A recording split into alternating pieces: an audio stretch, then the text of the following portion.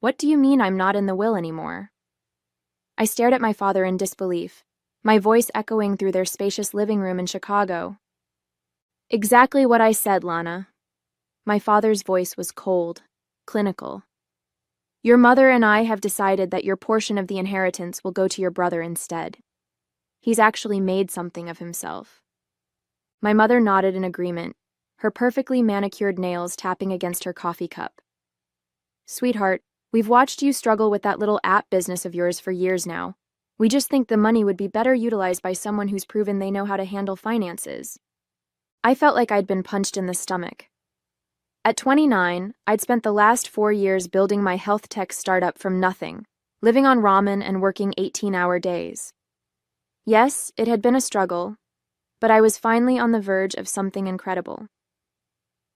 You can't be serious, I managed to say, my voice barely above a whisper.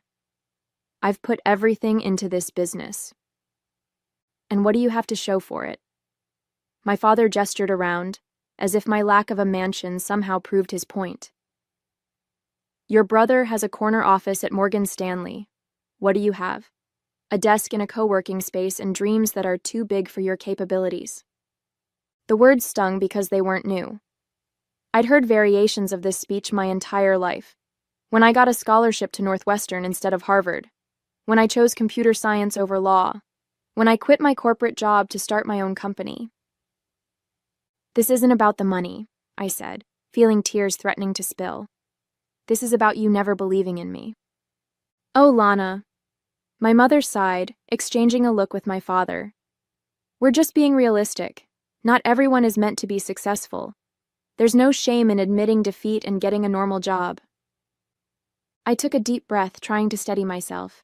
What they didn't know, what I'd been planning to tell them today before they ambushed me with this news, was that my failing business had just secured a meeting with the country's largest healthcare provider.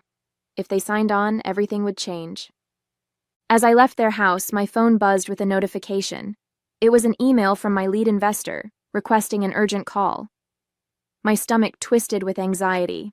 I had a feeling things were about to get worse before they got better. I sat in my car outside my parents' house, trying to process what had just happened. The inheritance itself wasn't life-changing, maybe $500,000 that my grandparents had left for each grandchild.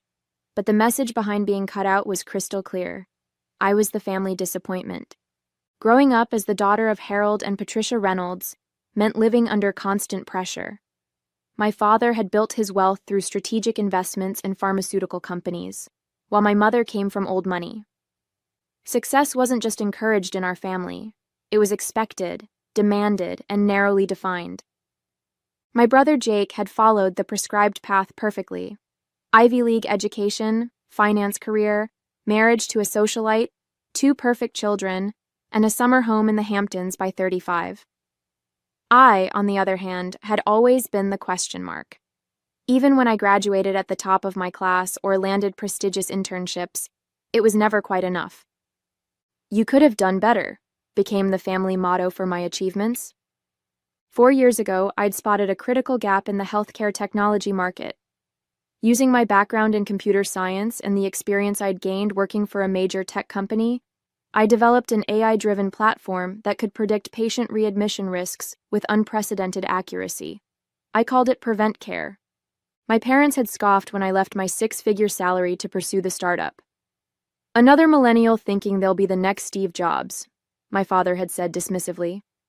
When I asked for their investment, they declined, calling it throwing good money after bad decisions. Instead, I scraped together funding from angel investors who actually understood the technology. I worked day and night, building the platform, securing a small pilot program with a local hospital, and slowly gathering data that proved my system worked. 3 months ago, I'd started hearing rumors that my father was heavily investing in pharmatech, a publicly traded company developing a competing solution. My mother had casually mentioned it at dinner, watching me carefully as she added, "Your father thinks it's going to revolutionize the industry." I'd felt a pang of betrayal but dismissed it. Surely it was coincidence. The healthcare AI space was hot. Everyone was investing in it. My parents wouldn't deliberately back my competition while refusing to support me. Would they? But as I sat in my car, the pieces started falling into place. The timing of being cut from the will. Their increased criticism of my business. The smug looks. Maybe this wasn't just about disappointment. Maybe it was about something else entirely. The call with my lead investor, Dominic, was worse than I'd imagined. He sounded anxious, his usually calm voice now strained. Lana, Pharmatech just announced a major partnership with MedAlliance. They're implementing their readmission prevention system across all 53 hospitals in the network. My blood ran cold. MedAlliance was the healthcare provider I'd been courting for months, the same one I was supposed to meet with next week. The deal that would have made Prevent Care a legitimate contender in the healthcare technology space. That's impossible, I stammered. We've been in talks with them for months. Their technical team loved our solution. Apparently, Pharmatech swooped in with a massive discount and some high-level connections on the board, Dominic explained. The rumor is they were tipped off about your meeting and moved quickly to block it. High-level connections, like a major investor who happened to be my father. I need to go, I said, my mind racing. I spent the next hour parked outside my parents' house, searching for information about Pharmatech. The company had been struggling for months, their tech inferior to mine, but their marketing budget astronomical. Their stock had been plummeting until this morning's announcement, which sent it soaring by 43%. My phone rang again. It was my former classmate, Jennifer, who worked as a junior executive at MedAlliance. Lana, I'm so sorry about what happened, she said. I thought you should know. The decision came down from our chairman after he played golf with some investor in Pharmatech. They rushed the deal through without the usual technical review. Did you catch the investor's name? I asked, already knowing the answer. Harold Reynolds. He apparently made a very compelling case against your technology, saying it wasn't scalable. My father. My own father had deliberately sabotaged my business. I sat in stunned silence as the reality sank in. This wasn't just parental disappointment or lack of support. This was active sabotage. He had used his connections to steal my opportunity and then had the audacity to cut me from the will for not being successful enough. When I finally drove away from my parents' house, my hands were shaking on the steering wheel. Everything I'd worked for was crumbling. Without the MedAlliance deal, my runway was limited. We had enough funding for maybe 3 more months before I'd have to let my team go. Part of me wanted to storm back into my parents' house and confront them. Another part wanted to curl up and admit defeat. Instead, I drove to my small office where my team of 5 dedicated developers was still working, unaware that our future had just been jeopardized. I couldn't give up now. Not when they had sacrificed so much to follow my vision. I needed a new plan, and fast. We need to pivot, I announced to my team the next morning. Their faces registered confusion as I explained what had happened with MedAlliance. So your dad basically torpedoed our biggest opportunity? Miguel, my lead developer, asked incredulously. I nodded, swallowing the lump in my throat.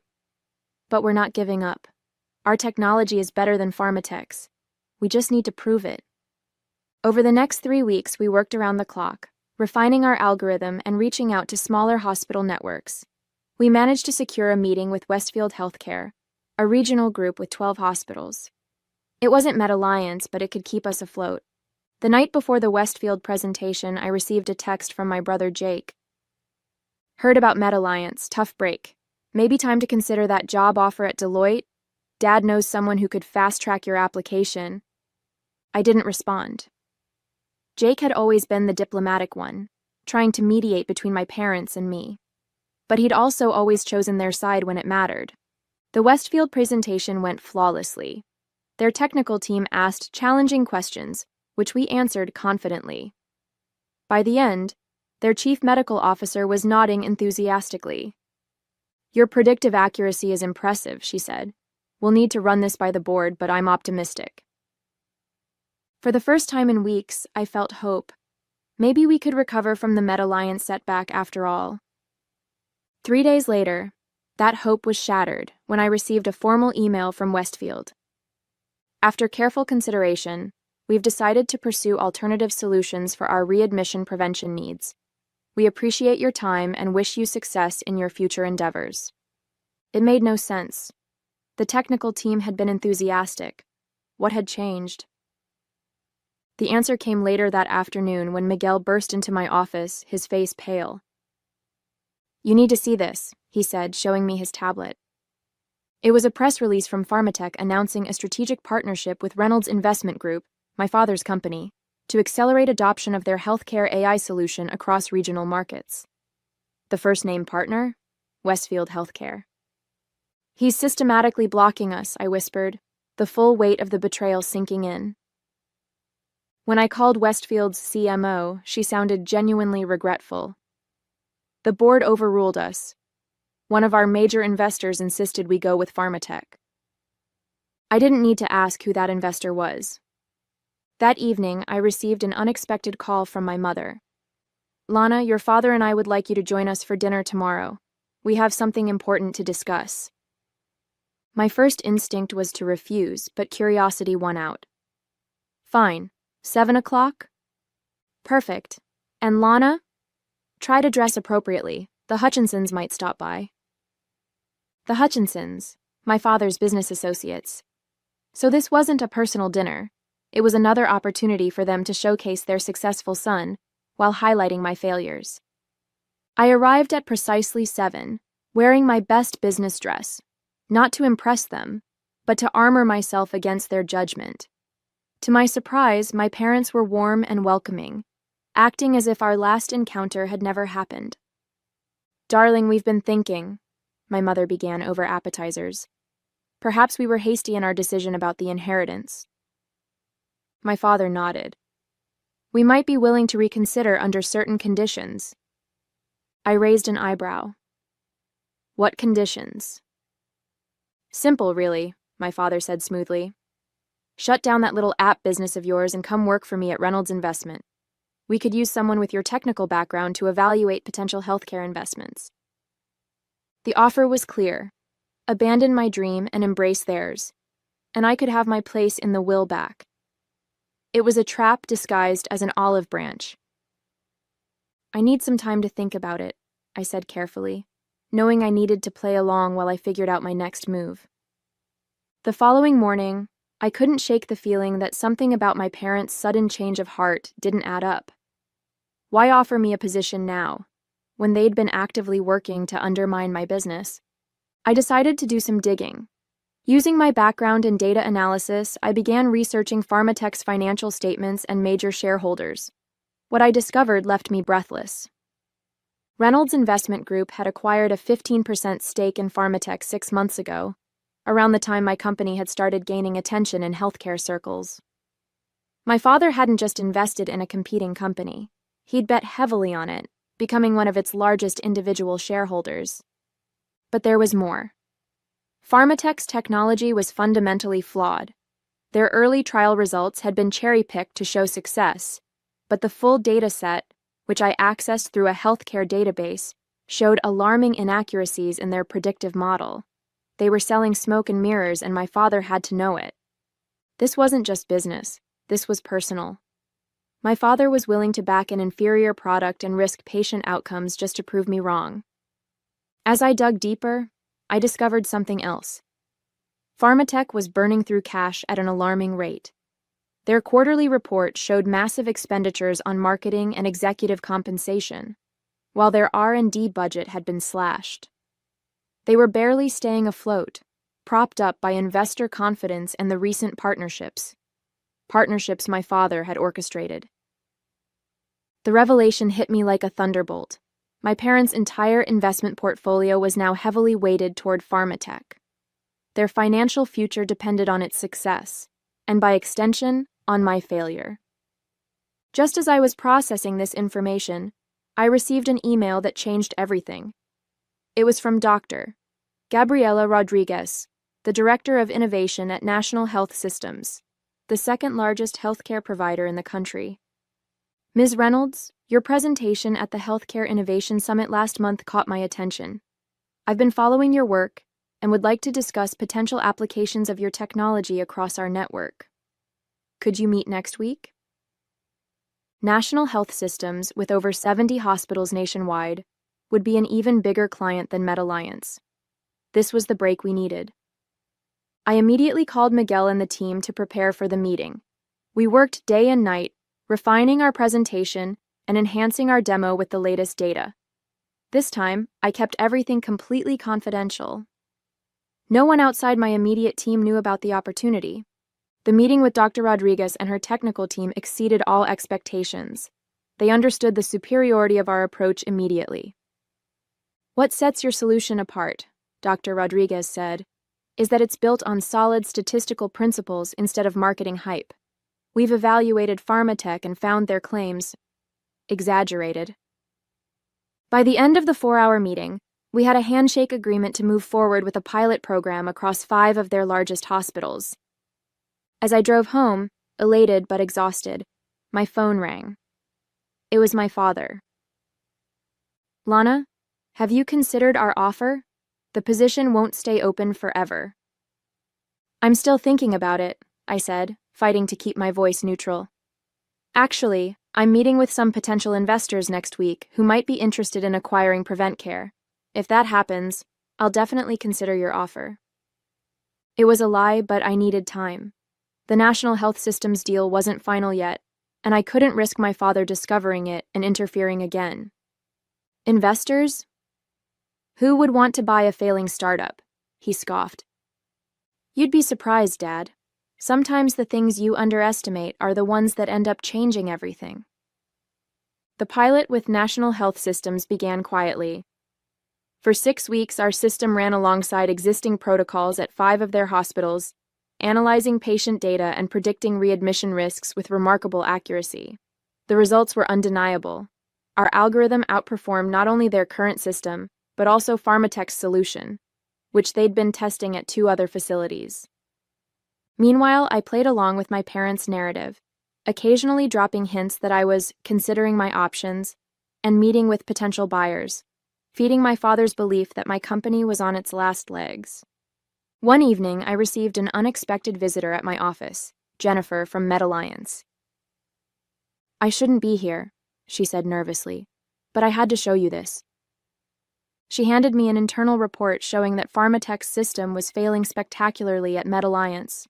Readmission predictions were barely better than random chance, and the implementation costs had ballooned to 3 times the initial estimate. The board is furious, but they're trapped in a multi-year contract, Jennifer explained, and Harold Reynolds is pressuring them to keep quiet about the issues. I thanked Jennifer for the information, and after she left, I called Dr. Rodriguez. How quickly could we scale the pilot to all your hospitals if the results continue to be positive? With these numbers? We could begin full implementation within 60 days, she replied. In fact, I've already drafted the proposal for the board. Everything was falling into place, but I needed one more piece to secure our future.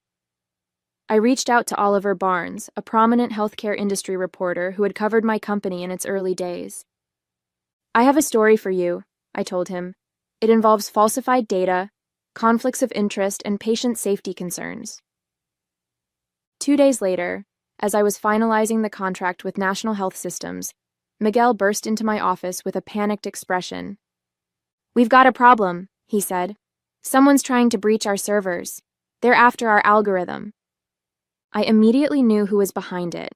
With Pharmatech failing, my father must be desperate to get his hands on our superior technology. Lock everything down, I instructed, and prepare for Emergency Protocol Dawn. Protocol Dawn was our contingency plan for exactly this scenario, a complete backup of our system to secure servers, followed by a deliberate planting of false data to mislead any successful intruders. For the next 48 hours, we worked non-stop to secure our systems while simultaneously finalizing the National Health Systems contract. The timing was critical. If we could announce the partnership before Pharmatech realized what was happening, we'd have the upper hand. On the morning we were set to sign with National Health Systems, I received a call from my mother. Lana, your father and I are concerned. We've heard rumors that you're meeting with National Health today. Tell me that's not true. I hesitated, tempted to reveal everything, but it was too soon. Mom, I can't discuss my business dealings right now. Lana, listen to me. Her voice dropped to a whisper. Your father has invested everything in pharmatech. Everything. If they lose the national health contract, we could lose everything. For a moment, I felt a twinge of doubt. These were my parents, after all. But then I remembered all the times they'd undermined me, dismissed my dreams, and actively worked to ensure my failure. I have to go, Mom. I have an important meeting to attend. As I hung up, I squared my shoulders and walked into the conference room where Dr. Rodriguez and her team were waiting, contract in hand. It was time to change everything. The National Health Systems deal was signed with minimal fanfare, just handshakes, signatures, and a small press release. But that press release was a precision-guided missile. National Health Systems selects Prevent Care for system-wide implementation after competitive analysis shows 89% greater accuracy than current market leader. We didn't name Pharmatech explicitly, but everyone in the industry knew who the current market leader was. The impact was immediate. Healthcare technology forums exploded with discussion, and investors began asking pointed questions about Pharmatech's claims. That same afternoon, Oliver Barnes published his exposé, Smoke and Mirrors: The Truth Behind Pharmatech's AI Claims. The article was devastating, detailing how Pharmatech had manipulated trial data, exaggerated results, and leveraged conflicts of interest to secure contracts. It specifically highlighted how Reynolds Investment Group had pressured healthcare providers to adopt the technology despite known flaws. By market close, Pharmatech's stock had plummeted 67%, and trading was temporarily halted due to volatility. The company issued a weak statement promising to address the concerns, but the damage was done. I watched it all unfold from my office, feeling strangely calm. This wasn't mere revenge, it was justice. Patient lives were at stake with this technology, and the truth needed to come out. My phone buzzed continuously with messages, from industry contacts, former classmates, even Jake, who sent a simple text. Is this real? Call me. I ignored them all, except for a message from Dr. Rodriguez. The board is impressed. They want to discuss potential equity investment in Prevent Care.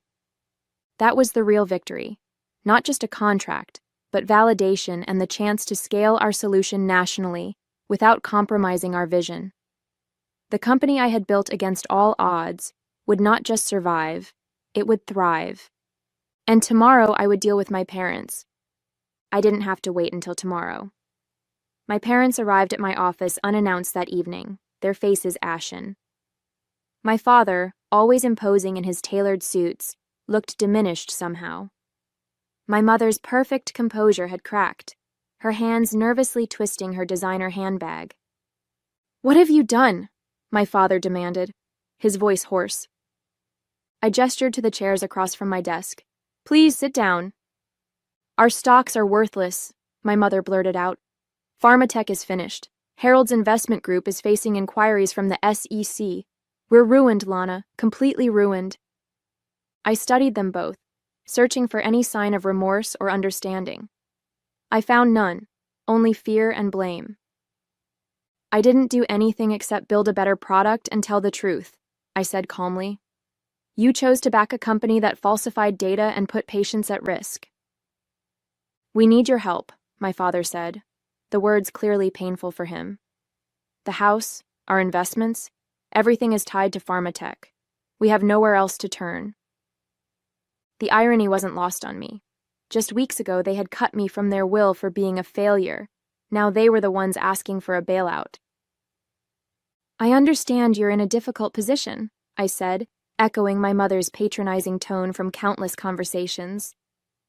"But I can't be your financial safety net." My father's face hardened. "After everything we've done for you." "That's just it," I interrupted. "What exactly have you done except undermine me at every turn? You taught me that people should succeed on their own merits. I'm going to respect that lesson." I stood up, signaling the end of our conversation. I can refer you to a good financial advisor. Beyond that, I think it's best if we take some time apart." As they left my office, I felt no triumph, no vindication, just a quiet certainty that I had finally broken free from their shadow. The next morning, I gathered my team to share the news about National Health System's investment offer. As we celebrated this milestone, I looked around at these brilliant people who had believed in my vision when my own family hadn't. "We've got a lot of work ahead of us," I told them, "but today we've proven that doing the right thing, building something with integrity, eventually wins." Later, alone in my office, I removed the family photo from my desk drawer where I'd hidden it months ago. I studied the smiling faces, a facade that had masked years of conditional love and impossible standards. I placed the frame face down in the bottom drawer. Perhaps someday we would find our way back to each other, but it would have to be on new terms, with mutual respect and acceptance. For now, I had a company to build and patients whose lives we could improve. That was legacy enough.